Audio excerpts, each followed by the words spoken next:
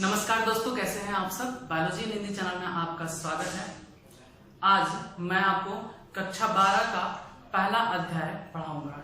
ठीक है, जैसा कि मैंने प्रीवियस वीडियो में आप लोगों को कक्षा 12 का पाठ्यक्रम बताया है कि कक्षा 12 का अब यूपी बोर्ड का सिलेबस क्या है, या सीधे कहेंगे कि एनसीईआरटी बोर्ड का सिलेबस क्या है, तो सबको मैं पहले बता चुका हूँ। अब मैं जैसे कि कहा था कि एक एक चैप्टर को बताऊंगा, अब मैं उन सारे यूनिट्स के मतलब कक्षा 12 के जितने भी इकाई थे उन इकाइयों में उपस्थित जितने भी अध्याय हैं उनको क्रमबद्ध पढ़ाऊंगा। तो सबसे पहला इकाई आपका कक्षा 12 का क्या है?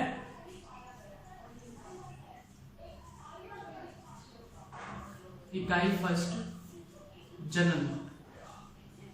कक्षा 12 का पहला इकाई है, यूनिट है जनन, जिसे कहते हैं रिप्रोडक्शन। ठीक है, इस इकाई के अंतर्गत कुल 3 चैप्टर हैं जिनको मैं पहले बता चुका हूं। 3 चैप्टर में पहला जो अध्याय है,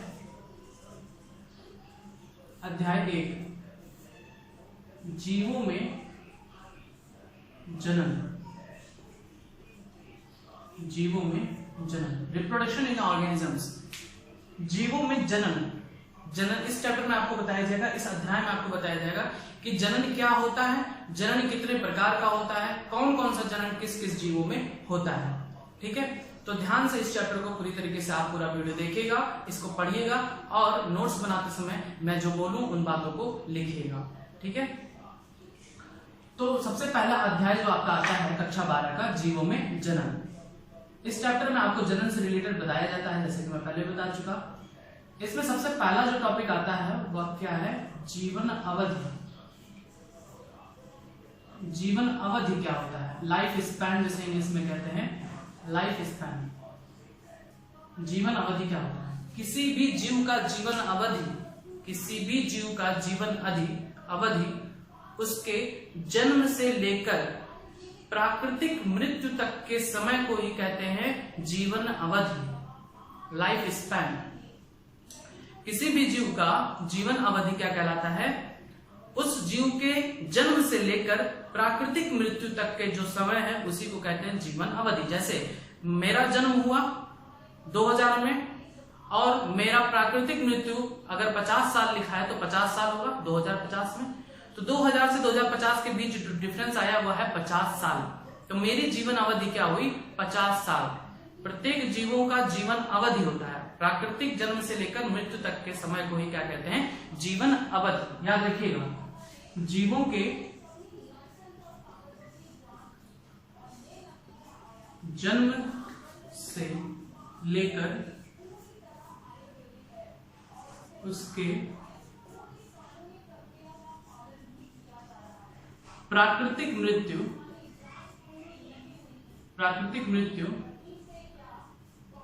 के समय को उस जीव का जीवन अवधि कहलाता है। उस जीव का जीवन अवधि कहलाता है। तो आपको पता चला कि लाइफ स्पैन या जीवन अवधि क्या होता है? जीवों के जन्म से लेकर उसके प्राकृतिक मृत्यु तक के ही समय को क्या कहते हैं? जीवन अवधि। जैसे कि आपको बुक में दिया होगा तो डिफरेंट ऑर्गेनिजम्स का उसमें आपको लिखना है कि किसका कितना जन्म होता है, तो आप नेट से ढूंढ के लिख सकते हैं जीवन अवधि। तो जीवन अवधि क्या होता है? जीवों के जन्म से लेकर उसके प्राकृतिक मृत्यु के समय को ही उस जीव का जीवन अवधि कहलाता है।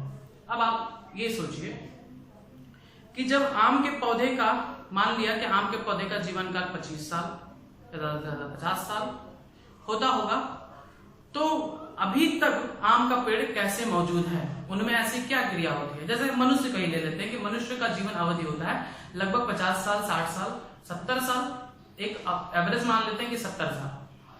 तो 70 साल की अवधि होती है, तो क्या 70 साल में जीवों को मतलब मनुष्य को तो खत्म हो जाना चाहिए ना, लेकिन क्यों फिर से एक नया जीव मतलब नया मानव आ जाता है? मतलब आज भी मनुष्य उपस्थित हैं, लेकिन उनका जीवन अवधि 70 काल ही था। तो ऐसा क्यों? तो ऐसा होता है जनन के द्वारा।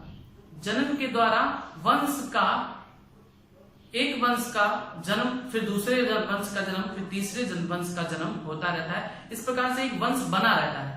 आम का पौधा आज भी मौजूद है, क्यों? क्योंकि आम का पौधा मरने से पहले अपने समान पौधे उत्पन्न कर ले जाता है। मतलब जैसे हम ही हैं, हम आज कैसे मौजूद हैं, या हमारे आने वाली संतान जो होगी वो मनुष्य होगी, मनुष्य कैसे आज भी मौजूद हैं, क्योंकि मनुष्य मरने से पहले अपने समान संतान उत्पन्न कर जाते हैं, अपने समान। उसी को कहते हैं जनन। तो जीवों का जो वंश है वो आज भी निरंतर चलता रहता है। किस प्रक्रिया के द्वारा? जनन के द्वारा। जनन जिसे कहते हैं रिप्रोडक्शन। जनन क्या होता है? अपने समान संतान उत्पन्न करना, अपने समान संतान उत्पन्न करना ही जनन कहलाता है। अपने समान संतान उत्पन्न करना या संतान उत्पन्न करना ही जनन कहलाता है। ठीक है, तो जनन ही है जिसकी वजह से आज सभी के सभी जीव उपस्थित हैं। मरने से पहले वह अपने समान संतान उत्पन्न कर जाते हैं, जिससे उनका वंश आगे चलता रहता है। ठीक है, तो जनन क्या होता है? जनन अपने समान संतान उत्पन्न करने की प्रक्रिया को ही कहते हैं जनन। अब जनन कितने प्रकार का होता है? जनन कितने प्रकार का होता है? तो जनन दो प्रकार का होता है, एक अलैंगिक और दूसरा लैंगिक जनन। अलैंगिक जनन जिसे इंग्लिश में कहते हैं एसेक्सुअल रिप्रोडक्शन। एसेक्सुअल रिप्रोडक्शन और लैंगिक जनन जिसे कहते हैं सेक्सुअल रिप्रोडक्शन।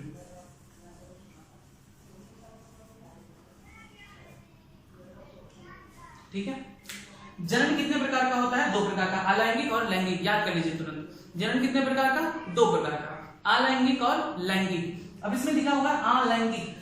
अलैंगिक मतलब इसमें लिंगों का भेद नहीं होता है। अब हम एक एक जनन को पढ़ेंगे। सबसे पहले हम पढ़ेंगे कि अलैंगिक जनन क्या होता है। तो आइए समझते हैं कि अलैंगिक जनन किसे कहते हैं। पहला,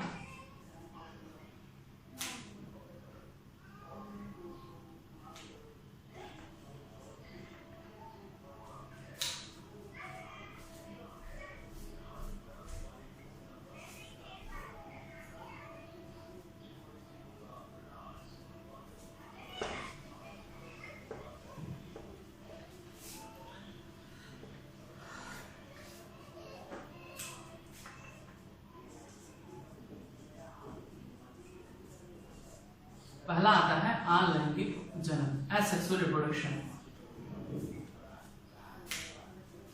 अलैंगिक जनन वह जनन होता है जिसमें सिर्फ एक जनक की आवश्यकता होती है, सिर्फ एक जनक की आवश्यकता होती है।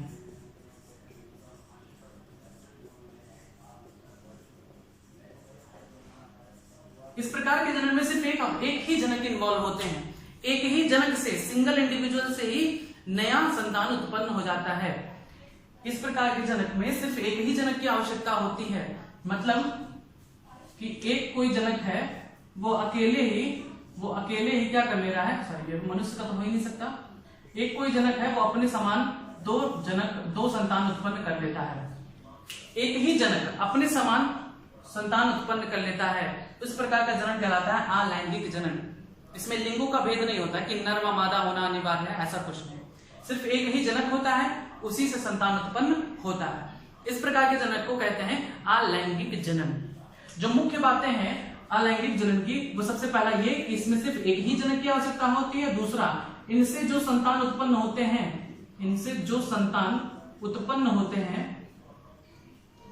संतान जो उत्पन्न होते हैं उन्हें क्या कहते हैं? क्लोन। उन्हें क्लोन कहा जाता है। ठीक है, अलैंगिक जनन में जो जनक द्वारा संतान उत्पन्न होते हैं वह हूबहू अपने जनक के समान होते हैं। अलैंगिक जनन में जो संतान उत्पन्न होते हैं अपने जनक से, वो हूबहू अपने जनक के समान होते हैं। तो जब एक ही समान है तो इन्हें क्या कह सकते हैं? क्लोन कहा जा सकता है, और क्लोन कहते भी हैं। दो बातों को याद रखिएगा अलैंगिक जनन में। सबसे पहला पॉइंट ये कि अलैंगिक जनन में सिर्फ एक जनक की आवश्यकता होती है, और दूसरा पॉइंट ये कि अलैंगिक जनन में जो संतान उत्पन्न होते हैं वो अपने जनक के हूबहू नकल होते हैं। हूबहू नकल मतलब हूबहू एकदम अपने जनक के समान, तो उनके लिए शब्द यूज किया जाता है क्लोन। ठीक है, तो ये था अलैंगिक जनन। अलैंगिक जनन जिसमें सिर्फ एक जनक की आवश्यकता हो उसे कहते हैं अलैंगिक जनन। अलैंगिक जनन में जो संतान उत्पन्न होते हैं उन्हें क्लोन कहा जाता है। ठीक है, तो ये था अलैंगिक जनन। अभी हम इसका डिटेल बताएंगे आपको कि अलैंगिक जनन कितने प्रकार का होता है। ठीक है, तो डिटेल जानने से पहले अब हम थोड़ा सा दूसरा पॉइंट समझते हैं कि अलैंगिक जनन हो गया। अब हम पढ़ते हैं लैंगिक जनन क्या होता है, क्योंकि हमने बताया कि जनन कितने प्रकार का होता है, जनन 2 प्रकार का होता है, लैंगिक जनन और अलैंगिक जनन। तो अलैंगिक जनन आप लोगों ने जाना कि अलैंगिक जनन क्या होता है, जिसमें सिर्फ एक जनक की आवश्यकता हो और उनसे उत्पन्न जो संतान होते हैं वो अपने जनक के हूबहू नकल होते हैं, जिन्हें क्लोन कहा जाता है। अब आइए दूसरा समझते हैं कि लैंगिक जनन क्या होता है। लैंगिक जनन, सेक्सुअल रिप्रोडक्शन। सेक्सुअल रिप्रोडक्शन, लैंगिक जनन में 2 विपरीत जनकों की आवश्यकता होती है। 2 विपरीत जनकों की आवश्यकता होती है। लैंगिक जनन में 2 विपरीत जनक की आवश्यकता होती है। कौन कौन से? नर व मादा। लैंगिक जनन में याद रखिएगा सबसे पहला पॉइंट यही होता है कि लैंगिक जनन में 2 विपरीत जनकों की आवश्यकता होती है। पहला इंपॉर्टेंट पॉइंट लैंगिक जनन के बारे में कि लैंगिक जनन में 2 विपरीत जनकों की आवश्यकता होती है, नर व मादा। इनसे जो उत्पन्न संतान होते हैं वो हूबहू नकल नहीं होते, अपने पेरेंट के समान नहीं होते हैं। इनसे जो उत्पन्न संतान है वो आपस में बिल्कुल भी समान नहीं होते हैं। इनसे जो उत्पन्न संतान है, पहली बात तो ये कि नर में पहले क्या बनेगा, नर युग्मक बनता है और मादा में मादा युग्मक। नर में नर युग्मक को कहते हैं शुक्राणु और मादा युग्मक में कहते हैं इसे अंडाणु। एक शुक्राणु एक अंडाणु के मिलने से बनता है युग्मनज, इसे इंग्लिश में कहते हैं जाइगोट। और यही बड़ा होकर क्या बनाता है, नया शिशु, नया संतान बनाता है। तो आपने देखा कि लैंगिक जनन में 2 विपरीत जनक की आवश्यकता होती है, नर व मादा, और उनसे अलग अलग प्रकार के युग्मक बनते हैं। दोनों युग्मक के मिलने से क्या बनता है, युग्मनज, जिससे नए संतान की उत्पत्ति होती है। ठीक है, तो ये कहलाता है लैंगिक जनन। अब आपको एक बात बताऊं कि जो लक्षण उत्पन्न होते हैं उनको कंट्रोल कौन करता है, जीन। जीन कहां उपस्थित होते हैं, डीएनए में। मतलब हमारे हाथ की लंबाई कितनी बननी है, ये कौन, इसके लिए कौन जिम्मेदार होगा, डीएनए। डीएनए के पास जैसी इंफॉर्मेशन होगी, डीएनए के पास जैसा इंफॉर्मेशन होगा वो उसी के अकॉर्डिंग मेरा हाथ की लंबाई बनाएगा। तो सारी इंफॉर्मेशन की शरीर का आकार कैसा बनना है जीन के पास होता है, और जीन उपस्थित होते हैं डीएनए पर। हम डायरेक्टली कह सकते हैं कि हम शरीर का जो आकार होता है उसको बनाने के लिए जो जिम्मेदार होता है वह है डीएनए। आपने देखा कि अलैंगिक जनन में जो संतान बने वो अपने जनक के एकदम कॉपी था, एकदम समान, अपने जनक के एकदम समान होते हैं। ऐसा क्यों? क्योंकि यहां पर जो डीएनए है वो डिवाइड होने से पहले डबल होगा, 2 गुना होगा। एक डीएनए यहां पर, दूसरा डीएनए यहां पर, और बीच से ये डिवाइड होता है, बीच से डिवाइड होकर एक डीएनए यहां चला जाता है, एक डीएनए यहां। सेम प्रकार का डीएनए है ना, वही प्रकार का डीएनए है, उसी प्रकार का डीएनए उनके संतानों में जा रहा है जो उनके जनक में है। तो जब डीएनए वही है, जब डीएनए के पास वही सूचना है, जो संरचना इसका बनाया था वही संरचना इसका भी बनाएगा ना। डीएनए के पास वही सूचनाएं हैं जो जनक के पास थी, वही सूचना उनके संतान के पास है, तो संतान का भी शरीर वैसा ही बनेगा जैसे इनका, जनक का। लेकिन यहां पर देखिए क्या होता है, यहां पर युग्मक बनते समय 23 क्रोमोसोम जाते हैं। इन क्रोमोसोम पर अलग प्रकार के डीएनए होंगे, नर का डीएनए अलग होगा, मादा का डीएनए अलग होगा। किसी भी इंडिविजुअल का डीएनए समान नहीं होता है, नर का अलग होगा, मादा का डीएनए अलग होगा। तो ये डीएनए नर से इनके युग्मक में जाएगा और मादा से इनके मादा युग्मक में, और ये नया नया डीएनए मिलकर कुछ नया डीएनए बनाएंगे। एक दूसरा डीएनए मतलब नर का डीएनए और मादा का डीएनए दोनों अलग हैं। दोनों अलग होने के बाद जब दोनों मिक्स होंगे तो कुछ नया बनेगा ना। जैसे मान लो यहाँ पर लाल कलर है और यहाँ पर सफेद है, तो इन दोनों से जब मिलेंगे तो आपस में क्या बनाएगा बताइए? गुलाबी रंग बनेगा ना।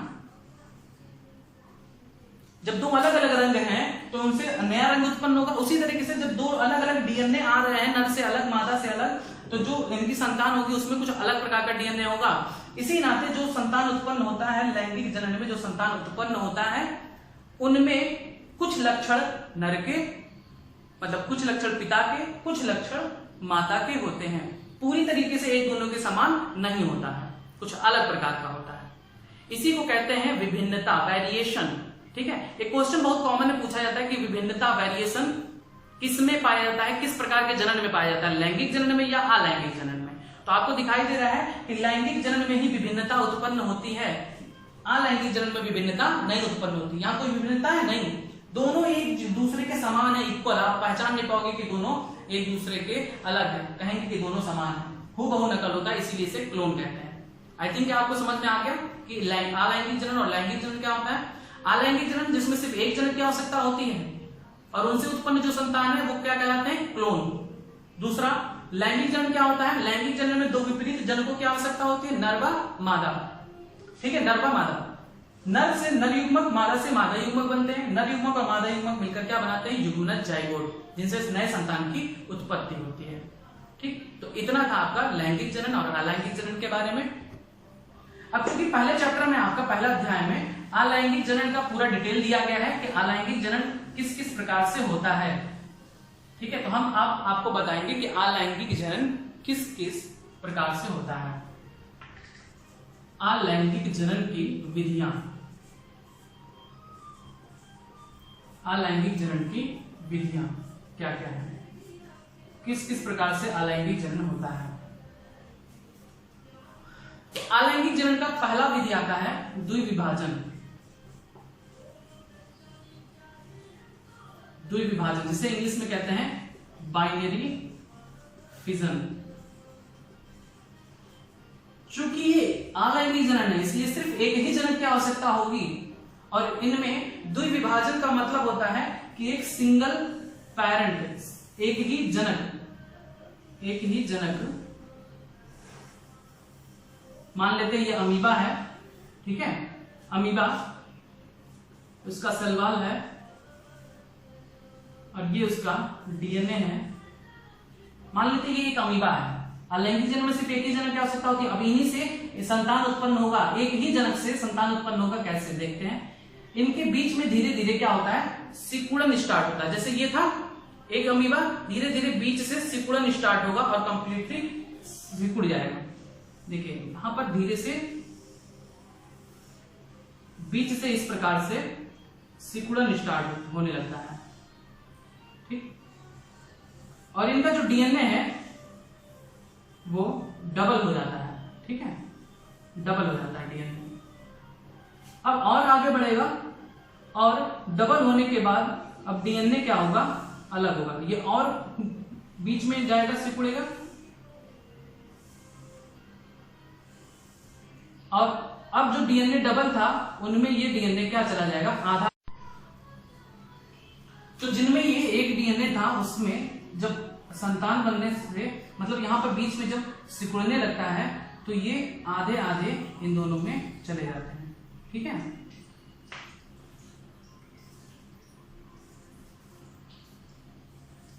आधे आधे इसमें चले जाते हैं। मतलब कि यहां पर जो एक डीएनए था पहले यहां पर डबल होता है और फिर धीरे धीरे जब ये बीच में पूरी तरीके से सिकुड़ने लगता है, ये बीच में सिकुड़ने लगता है अलग होने के लिए, तब ये जो दो डीएनए है उनमें एक एक चला जाता है। जैसे मान लो कि यहाँ पर एक डीएनए था, अब ये एक डीएनए दो डीएनए बनाएगा, दो डीएनए में से एक डीएनए यहां चला जाएगा, एक डीएनए यहां चला जाएगा, और फिर ये कंप्लीटली क्या होंगे? एक दूसरे से अलग हो जाएंगे। ये कंप्लीटली एक दूसरे से अलग हो जाएंगे। ठीक है, कंप्लीटली एक दूसरे से अलग हो जाएंगे, जिसमें गुणसूत्र भी है, डीएनए भी अलग अलग इस तरह से चला जाता है।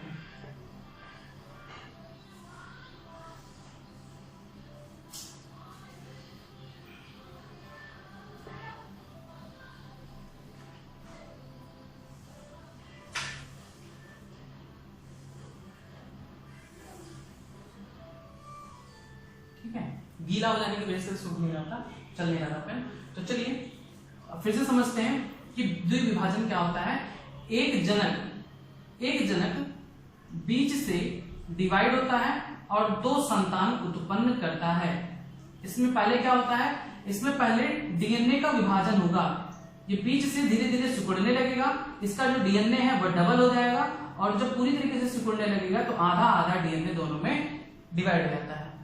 और जब डीएनए का डिवाइडेशन हो जाता है, डीएनए विभाजित हो जाता है, तब यहाँ पर बीज से पूरी तरीके से इस तरह से अगर है धीरे धीरे बीज से अलग होकर दो अलग अलग कोशिका बना देती है, दो अलग अलग संतान बना देते हैं इस तरह से, जिनमें अलग अलग डीएनए चला आधा आधा डीएनए चला। तो ये कहलाता है द्विविभाजन। मतलब जब एक जनक दो बीज से विभाजित होकर दो संतान उत्पन्न कर ले तो इसे कहते हैं द्विविभाजन। ठीक है, जिसमें पहले डीएनए डबल होगा, डीएनए फिर आधा आधा जाएगा और नई संतान में इस तरह से। लेकिन आप एक चीज देख रहे हैं कि यहाँ पर जो डीएनए है वही डीएनए डबल हुआ और एक डीएनए इसमें आया, एक डीएनए इसमें आया।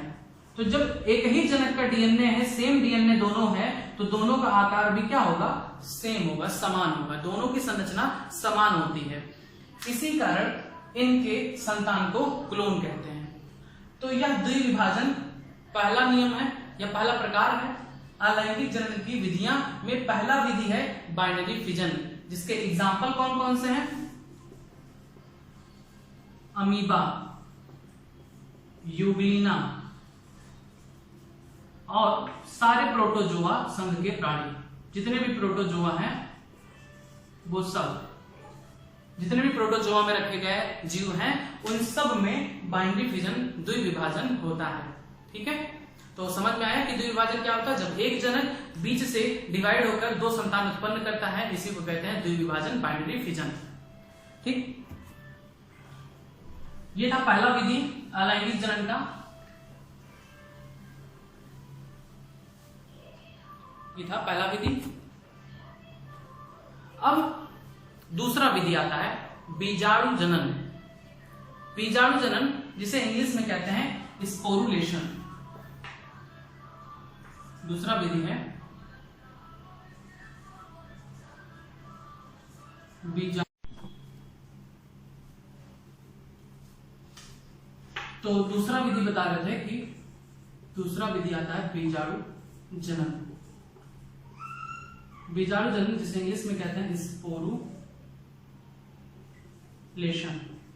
स्पोरुलेशन। बीजाणु जनन में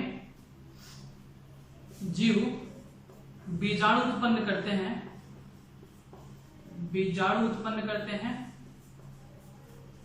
और वह बीजाणु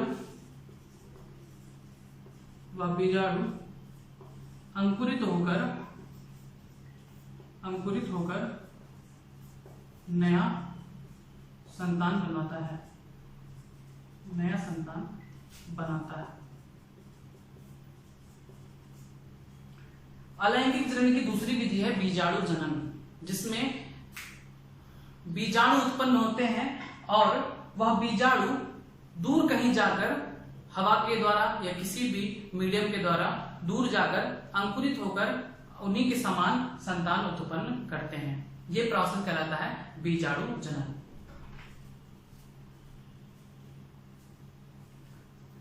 तो बीजाणु जनन को हम अगर दिखाना चाहें, पहले तो आप समझ लीजिए कि इसका एग्जांपल क्या है। बीजाणु जनन का एग्जांपल है पेनिसिलियम। पेनिसिलियम एक कवक है, इसके बारे में आगे हम डिटेल बताएंगे। पेनिसिलियम से बहुत सारे क्वेश्चन आते हैं। पेनिसिलियम एक कवक है जिसका स्ट्रक्चर इस तरह से होता है।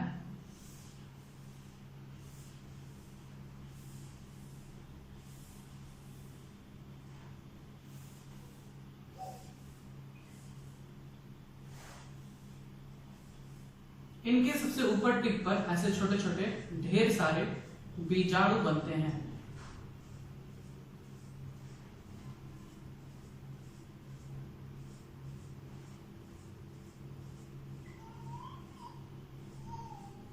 इस तरह से छोटे छोटे ढेर सारे बीजाणु बनते हैं।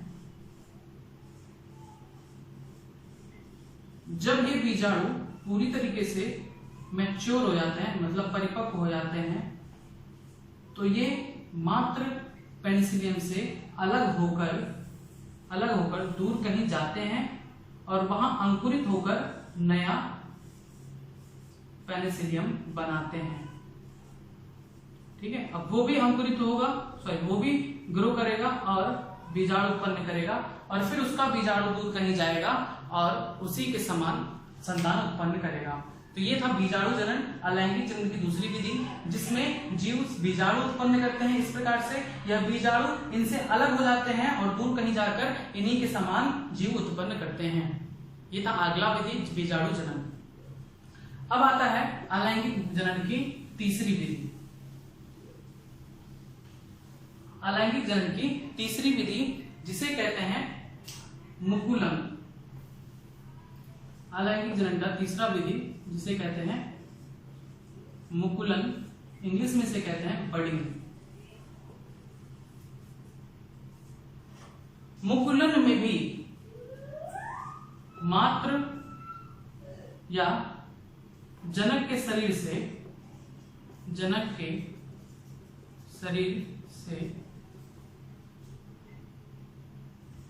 मुकुल बनता है। मुकुल जिसे इंग्लिश में कहते हैं बड बनता है और मुकुल जनक के शरीर से अलग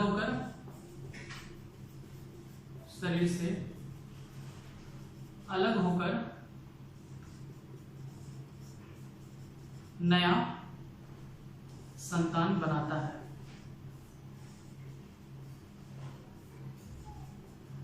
ठीक है, तो मुकुलन में क्या होता है? मुकुलन में जनक के शरीर से मुकुल निकलता है, एक छोटा सा आउटग्रोथ निकलता है। वह आउटग्रोथ मुकुल शरीर से अलग होकर दूर चला जाता है और वहां पर उसी के समान संतान उत्पन्न करता है। इसका एग्जाम्पल कौन कौन से है? तो इसका एग्जाम्पल है यीस्ट और हाइड्रा। अब आपको दिखाते हैं कि मान लिया इस तरह से हाइड्रा का स्ट्रक्चर है, तो उसके शरीर से इस प्रकार से छोटा सा आउटग्रोथ निकलने लगता है। इसी भाग को कहते हैं मुकुल बड। ये धीरे धीरे बड़ा होगा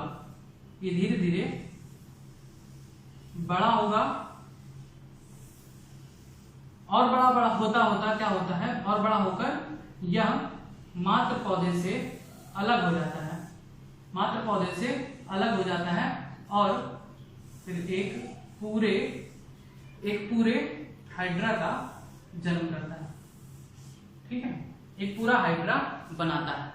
तो ये था आपका तीसरा विधि मुकुलन, जिसमें जनक के शरीर से मुकुल बनता है। मुकुल धीरे धीरे बड़ा होता है और अलग होकर एक बड़ा हाइड्रा बनाता है, पूरा जीव बना लेता है।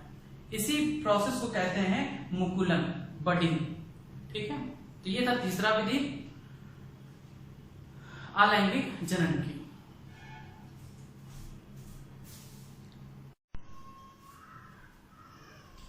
तो आप लोगों ने तीसरा विधि पढ़ लिया, मुकुलन, बडिंग क्या होता है। ठीक है, अब हम आते हैं चौथे विधि पर। अलैंगिक जनन का चौथा विधि क्या है, आइए देखते हैं।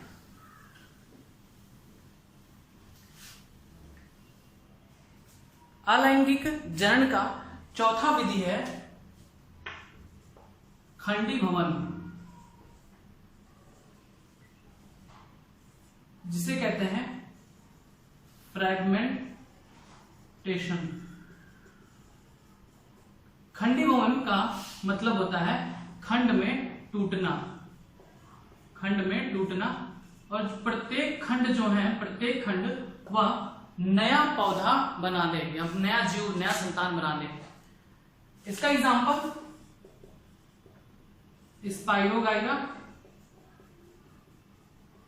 स्पाइरोगाइरा और यूलोथ्रिप्स। स्पाइरोगाइरा इस तरह से इसकी संरचना होती है।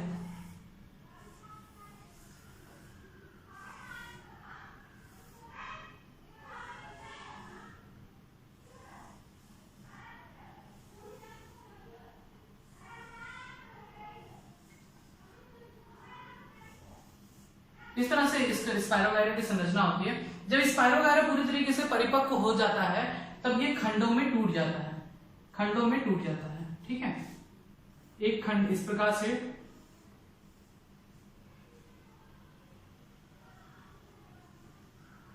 दूसरा खंड बीच वाला यहां से यहां तक इस प्रकार से टूट जाता है।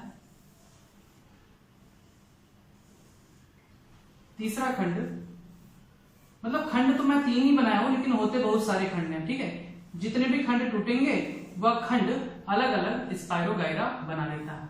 यह कंप्लीटली स्पाइरोगाइरा बना लेगा, फिर यह कंप्लीटली एक स्पाइरोगाइरा बना लेगा और यह भी एक नया स्पाइरोगाइरा बना लेता है।